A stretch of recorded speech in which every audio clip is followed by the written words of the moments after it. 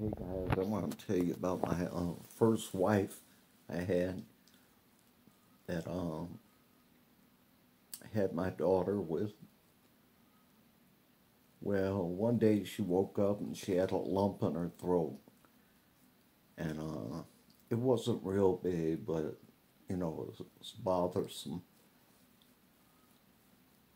So you know, we was talking about it, and she said I'll just let it go and things like that anyway. So and it kept growing. It took uh, like weeks to get a little tiny bit bigger and bigger. Well, anyway, it got big anyway, and she had throat cancer. So we went into Carmano's hospital, and they put a trach in her throat, but she would not get chemotherapy. We tried, me and my daughter. We argued about it and everything to get chemo, and she wouldn't do it. God only knows why. I don't know why.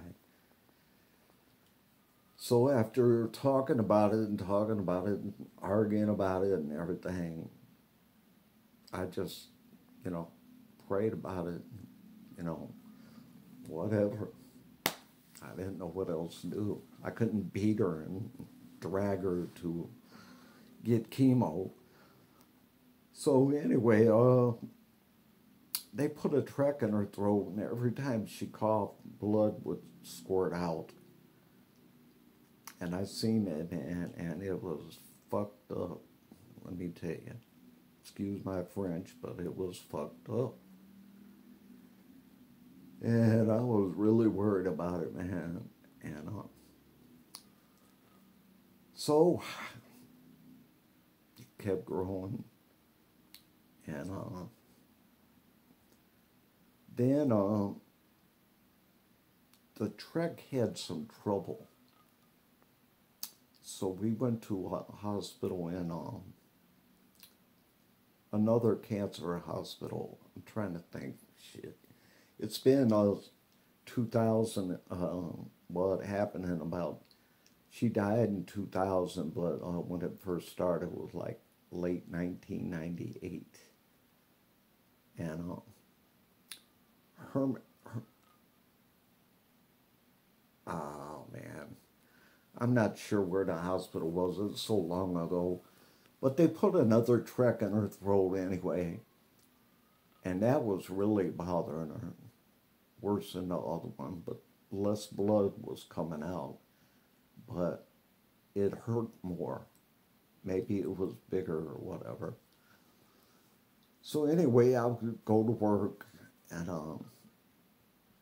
you know, I would come home and before I went to work, I fed her through a tube in her stomach, give her a medication, and I went to work. And then at break time, about 3 hours later, I'd come back and feed her through the tube and some Ensure. That's all they had back then. But they say Ensure is good, but anyway, and she was dwindling and dwindling, and so I did that for like a few months, and then it got to where I had to call a hospice, and I still come home on my breaks and lunch um, time, but I wanted hospice there in between that time because they didn't stay all day and stuff. They only stayed certain hours and stuff.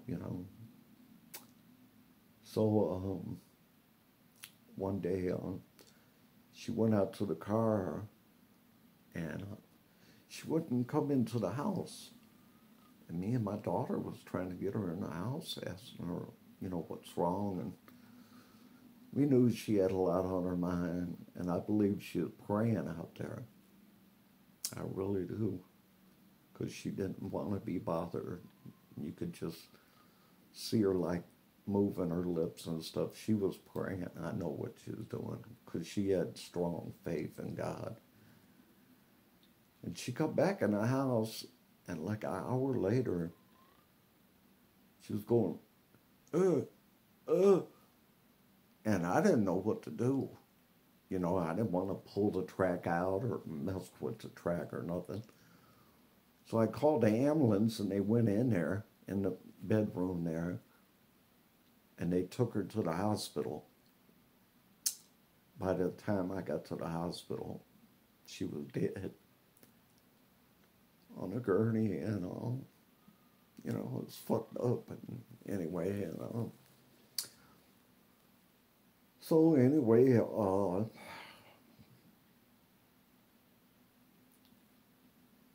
cancer's a bitch anyway.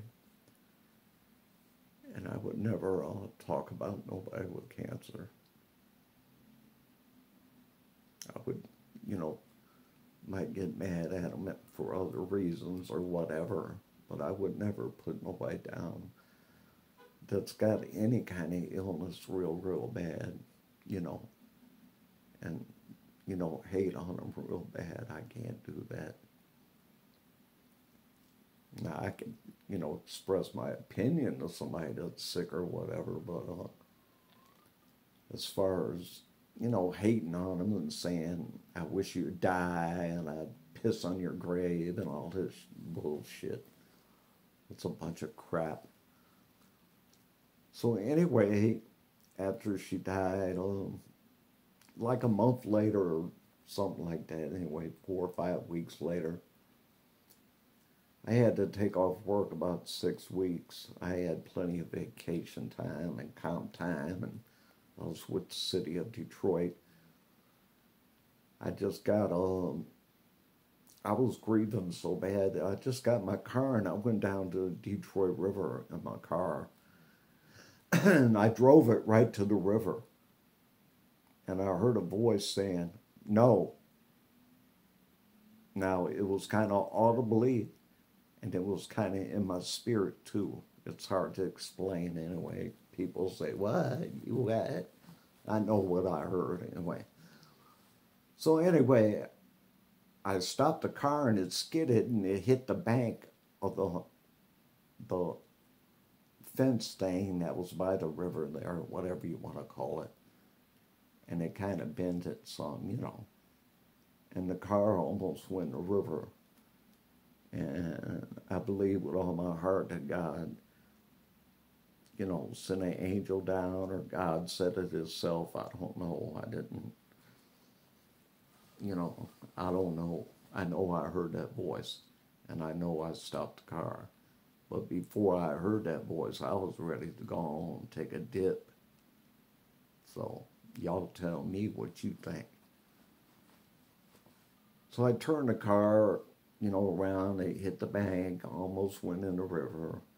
And then I just went back home, and I grieved, and, you know, had to watch my daughter and make sure she was all right and everything like that. So I know all about cancer, and God, it's messed up anyway. Especially the blood when she was, you know, she always had to carry a towel after we found out that when she coughed, you know, that blood would just squirt out all over the place. And, you know, after seeing it so long, and then she was dwindling down, and they put a tube in her stomach. And it was just bad anyway.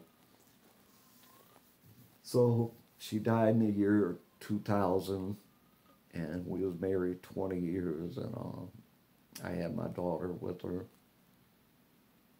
I was married 2 other times, but I divorced them.